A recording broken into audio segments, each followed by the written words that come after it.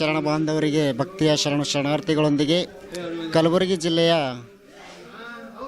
ಕೆರಿಬೋಸ್ಕಾ ಗ್ರಾಮದಲ್ಲಿ ವರಕವಿ ಪೂಜ್ಯ ಶ್ರೀ ಜಂಬಗಿ ಶರಣಯ್ಯ ಸ್ವಾಮೀಜಿರವರ 45ನೇ ಪುಣ್ಯಾರಾಧನೆ ಹಾಗೂ 73ನೇ ಜಾತ್ರಾ ಮಹೋತ್ಸವದ ಅಂಗವಾಗಿ ನಮ್ಮ ಸುಕ್ಷೇತ್ರ ಕೆರಿಬೋಸ್ಕಾ ಗ್ರಾಮದಲ್ಲಿ ಸತತ 3 ದಿನಗಳ ಕಾಲ 18, 19 ಹಾಗೂ 20 3 ದಿನಗಳ ಕಾಲ ಈ ಒಂದು ಜಾತ್ರಾ ಮಹೋತ್ಸವದ ಕಾರ್ಯಕ್ರಮಗಳು ಜರುಗಲಿದ್ದು, ನಿನ್ನೆ ಅಂದರೆ 18ನೇ ತಾರೀಕು ಸಾಯಂಕಾಲ 7 ಗಂಟೆಗೆ ಉಚ್ಚಾಯ ಕಾರ್ಯಕ್ರಮ ಬಹಳ ಅದ್ಧೂರಿಯಾಗಿ ನಡೆದುಕೊಂಡು ಹೋಯಿತು.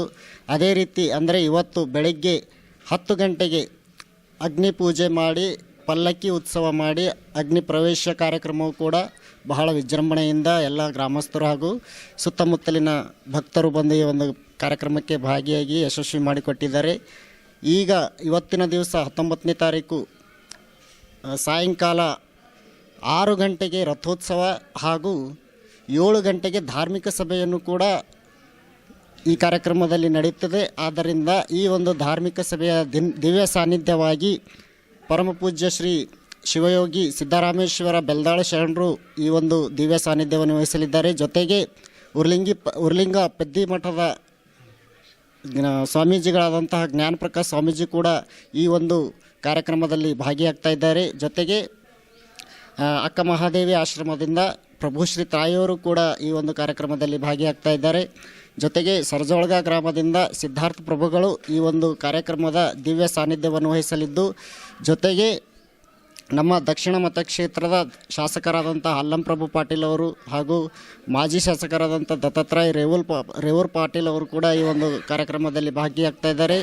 ಇನ್ನೂ ಅನೇಕ ರಾಜಕೀಯ ಮುಖಂಡರು, ಸಾಹಿತಿಗಳು ಹಾಗೂ ಸುತ್ತಮುತ್ತಲಿನ ಎಲ್ಲ ಶರಣ ಭಕ್ತರು ಹಾಗೂ ಎಲ್ಲ ಈ ಒಂದು ಭಕ್ತ ಬಳಗ ಈ ಒಂದು ಕಾರ್ಯಕ್ರಮಕ್ಕೆ ಭಾಗಿಯಾಗ್ತಾ ಇದ್ದಾರೆ.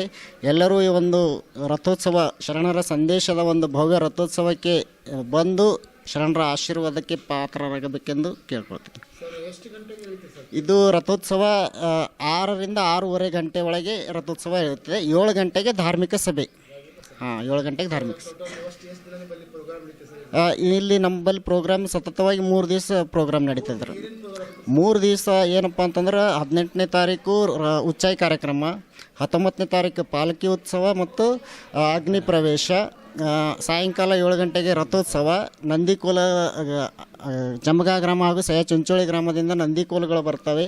ಆ ಒಂದು ನಂದಿಕೋಲ ಕಾರ್ಯಕ್ರಮ ಆದ ನಂತರ ರಥೋತ್ಸವ ಆದ ನಂತರ ಧಾರ್ಮಿಕ ಸಭೆ. ನೆಕ್ಸ್ಟ್ ಅಂದರೆ ನಾಳೆ 20ನೇ ತಾರೀಕು ಕುಸ್ತಿ ಕೂಡ ನಡೆಯುತ್ತವೆ. ಸಾಯಂಕಾಲ 4 ಗಂಟೆಯಿಂದ 5 ಗಂಟೆವರೆಗೆ ಕುಸ್ತಿ ಜರುಗ್ತವೆ.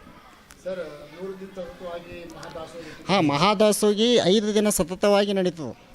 5 ದಿವಸ ಅಂದರೆ 18ನೇ ತಾರೀಕು ಸ್ಟಾರ್ಟ್ ಆಗಿದ್ದು 3 ದಿವಸ ಕುಸ್ತಿ ಎಲ್ಲ ಆದಮೇಲೆ ಮತ್ತೆ 2 ದಿವಸ ಕಳಸ ಇಳಿಸೋ ಕಾರ್ಯಕ್ರಮ ಅಂತ ಆಗ್ತದೆ. 5ನೇ ದಿವಸಿಗೆ ಅದು ಕಳಸ ಇಳಿಸೋ ಕಾರ್ಯಕ್ರಮ, ಉಚ್ಚಾಯದು ಹಾಗೂ ರಥೋತ್ಸವದ ಕಳಸ ಇಳಿಸೋ ಕಾರ್ಯಕ್ರಮ ಅದು 5ನೇ ದಿವಸಿಗೆ ನಡೀತದೆ.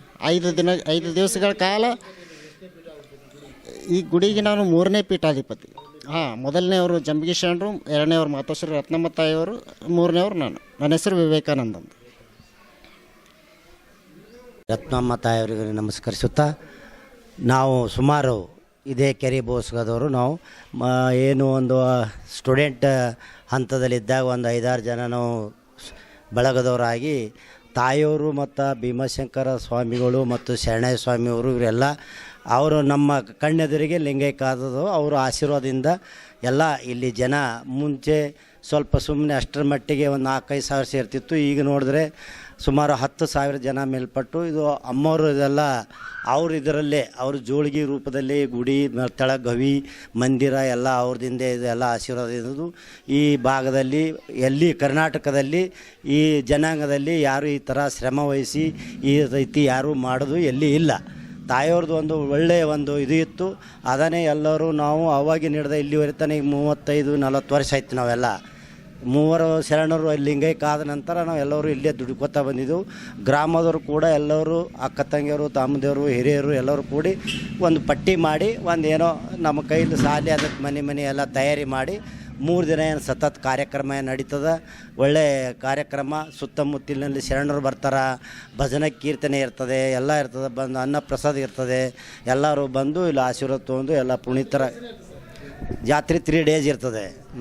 ನಿನ್ನೆ ಇವತ್ತು ನಾಳೆ ಗೀಗಿ ಪದದೊಂದಿಗೆ ನಾಳೆ ರಥೋತ್ಸವ ಆದ ತಕ್ಷಣವೇ ಧಾರ್ಮಿಕ ಕಾರ್ಯಕ್ರಮದ ಗೀಗಿ ಪದ ರಾತ್ರಿ ಇಡೀ ಬೆಳಗನ, ಮತ್ತೆ ಬೆಳಗ್ಗೆ 11 ಗಂಟೆಗೆ ಮತ್ತೆ ಗೀಗಿ ಪದ, 5 ಗಂಟೆಗೆ ಮುಗಿದ ನಂತರ ಕುಸ್ತಿ ಕಾರ್ಯಕ್ರಮ, 5ರಿಂದ ಒಂದು 7 ಗಂಟೆ ತನಕ ಕುಸ್ತಿ ಕಾರ್ಯಕ್ರಮ ಫೈನಲ್ ಮುಕ್ತಾಯ ಮಾಡ್ತೇವೆ. ಮತ್ತು ಸುರೇಶ್ ಸಜ್ಜನ್ ಅಂತ ಇದೆ ಗ್ರಾಮದವರು ಎಲ್ಲವರು, ಲಕ್ಷ್ಮಣ್ ಕಳಸ್ಕಾರ ಇತ್ತಿತರು ನಮ್ಮವ್ರು ಎಲ್ಲವರು ಏನಿದ್ದಾರೆ ಎಲ್ಲ ಇವು ಕೂಡಿ ನಾವು ಅವಾಗಿನ ಹಿಡ್ದ ಮಾಡ್ಕೊತ ಮತ್ತು ಇನ್ನಿತರು ನಮ್ಮೆಲ್ಲ ಊರಿನವರು ಹಿರಿಯರು ಕಿರಿಯರು ಎಲ್ಲ ಕಮಿಟಿ ಸಮುದಾಯವರು ಸೇರಿ ಮತ್ತು ಅಕ್ಕಪಕ್ಕದ ಹಳ್ಳಿ ಜನರು ಎಲ್ಲ ನಾವೇ ಅಂತಲ್ಲ ಇಡೀ ಸುತ್ತಮುತ್ತ ಅಮ್ಮೋರು ಏನು ಭಕ್ತರಿದ್ದಾರೆ ಅವರೆಲ್ಲ ಆಗಿನ ಹಿಡ್ದ ತಂದೆಯವರು ಹಿಡ್ದ ಅವರೆಲ್ಲ ಭೀಮಶಂಕರ, ಎಲ್ಲಿ ಭೀಮರೆಗುಡಿ, ಶಾಪುರ, ಜಂಬಿಗಿ ಇರ್ಬೋದು, ಕಡಗಂಚಿ ಇರ್ಬೋದು, ಗೊಳೆ ಇರ್ಬೋದು, ಹತ್ತಗುಂದ ಇರ್ಬೋದು, ಸಾವಳಗಿ ಇರ್ಬೋದು, ಕಲಬುರಗಿ ನಗರ ಇರ್ಬೋದು, ಎಲ್ಲ ಜನ ಇವತ್ತು ಸಂಜೆ ರಥೋತ್ಸವ ಕಾರ್ಯಕ್ರಮದಲ್ಲಿ ಬಹಳಷ್ಟು ಜನಸಂಖ್ಯೆಯಲ್ಲಿ ಸೇರಿ ಎಲ್ಲರೂ ಒಂದು ಆಶೀರ್ವಾದ ಪಡ್ಕೊಂಡು ಹೋಗ್ತಾರಂತ ಹೇಳೋಕ್ಕೆ ಇಷ್ಟಪಡ್ತೀನಿ.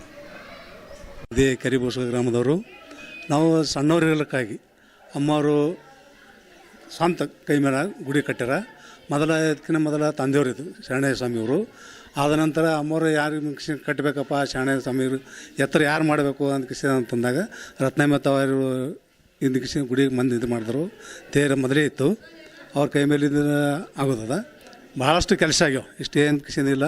ಸುತ್ತಮುತ್ತಿನ ಹಳ್ಳಿದವರು ಹೋಗಿ ಇದು ಪಟ್ಟಿ ಮಾಡಿ ಈ ಗುಡಿನ ಅಂತ ಒಂದು ಜೋಳಿಗೆ ಮೇಲೆ ಇಷ್ಟೆಲ್ಲ ಇಮರತ್ ಮಾಡಿ ಕಿಸಿಂದ ಇಟ್ಟಾರ. ಇದೆಲ್ಲ ಇದು ಮಾಡೋದು ನಾವೆಲ್ಲ ಈಗ ನಡೆಸ್ಕೊಂಡು ಹೋಗಿದ್ದೆವು. ಊರಲ್ಲಿ ಎಲ್ಲವರು ಕಲ್ತು ಕಿಸಿಂದ್ರೆ ಯಾವುದೂ ಇಲ್ಲ, ಯಾವುದೇ ಜಾತಿ ಇಲ್ಲ, ಅವ್ರು ಎಲ್ಲರೂ ಎಲ್ಲ ಇಕ್ವಲ್ ಹಾಕಿಸಿ ಮಾಡ್ಕೊಂಡು ಕಿಸಿ ಹೋಗ್ತಿದ್ದೆ. ನಮ್ಮ ಹೆಸರು ಲಕ್ಷ್ಮಣ್ ವಟಾರ ಅಂತ ಹೇಳಿ ಇಲ್ಲಿ